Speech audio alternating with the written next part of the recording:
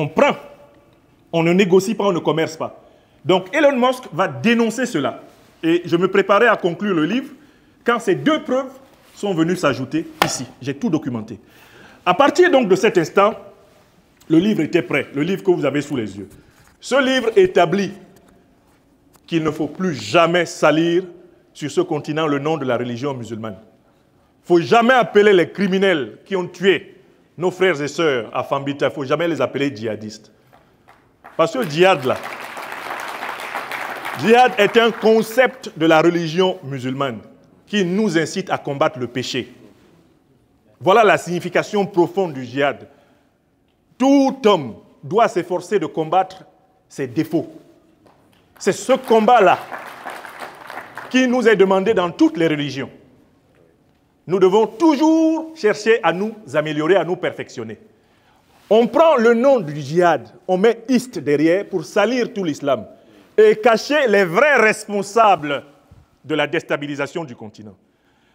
Alors, ce livre a été écrit pour que désormais, les Africains, qui soient en Europe, en Amérique, en Asie, dans les îles des océans Atlantiques et Indiens, les Africains regardent tout être humain dans les yeux en disant « Ce ne sont pas des djihadistes qui nous attaquent, ce sont des terroristes dont les organisations ont été créées à partir des années 80 par les services de renseignement américains, ensuite par les services de renseignement européens et par leurs alliés au Moyen-Orient.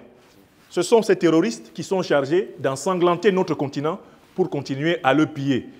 Je suis africain, je vis aux États-Unis, je n'ai pas peur de le dire, car personne ne peut me traîner au tribunal pour diffamation. Je vis en Europe, je suis africain, je n'ai pas peur de le dire, car personne ne peut, avec succès, me traîner au tribunal pour diffamation. Mais enfin, ce livre a été écrit non pas seulement pour délivrer les Africains de la peur de nommer les coupables du terrorisme, parce qu'on a un vrai problème chez nous. Les terroristes nous tuent, et puis on a peur de désigner les véritables coupables du terrorisme. Je me demande à quoi peut servir la peur à quelqu'un qui est déjà, pour ainsi dire, un cabri mort. C'est-à-dire qu'en fait, les actes terroristes peuvent frapper n'importe qui d'entre nous, à tout moment de sa vie. Donc ce n'est pas parce que tu as peur que ça ne va pas te frapper. Nos familles sont endeuillées dans tout le continent, qu'on le veuille ou pas. L'acte terroriste peut vous trouver. Quand j'allais au Mali pour présenter le livre, la veille, non, 2 jours avant la dédicace, le ministre, qui était en déplacement à l'intérieur, est tombé dans une embuscade. C'est lui qui a dédicacé le livre. Il dédicace un livre sur l'impérial terrorisme, avant même le jour de la dédicace, on veut le tuer. Mais ça veut donc dire que le livre a été écrit pour qu'on cesse d'utiliser la peur, qu'on trouve le courage de la vérité, que ce soit dans la société civile ou dans la société politique internationale. Nous avons la preuve de qui nous attaque et nous menons le bon combat. Mais le livre aussi a été écrit pour démontrer que nos autorités n'ont pas accusé ces puissances pour chercher à se légitimer ici. Nos autorités ont accusé parce que c'est vrai. Et la révolution sahélienne, c'est une révolution géopolitique et géostratégique dont le principe est très simple. Je ne peux pas combattre les terroristes en m'appuyant sur ceux qui les financent, qui les arment et qui les médiatisent. Tu ne peux pas dire je combats le terrorisme et puis l'OTAN qui a créé les organisations terroristes est dans la hiérarchie militaire de ton pays. Ils ont leurs conseillers militaires à l'intérieur de la hiérarchie des armées africaines qui disent combattre le terrorisme. Ils ont créé Al-Qaïda, ils ont créé l'État islamique. En même temps, ils nous conseillent pour combattre leurs mercenaires. C'est la situation dans laquelle des pays comme ceux, notamment de la CEDEAO, le Nigeria, etc., le Bénin, c'est dans cette situation qu'ils sont bloqués. Le Cameroun, mon pays natal, est bloqué dans cette situation. On ne peut pas combattre efficacement ces gens-là en ayant leurs officiers à l'intérieur de nos structures hiérarchiques. Donc nos autorités au Niger, au Mali, au Burkina n'ont pas dit ça pour chercher une légitimité par des accusations farfelues. Mais maintenant, j'ai aussi écrit ce livre, et c'est le troisième motif par lequel je vais conclure cette introduction à la lecture de ce livre.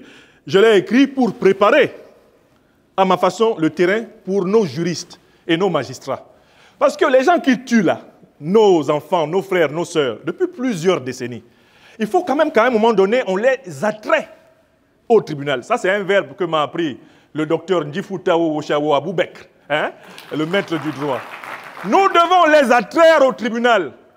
Les crimes terroristes, les crimes de guerre doivent être l'objet de procès. Et les gens là qui ont financé ces groupes, il faut qu'ils soient condamnés.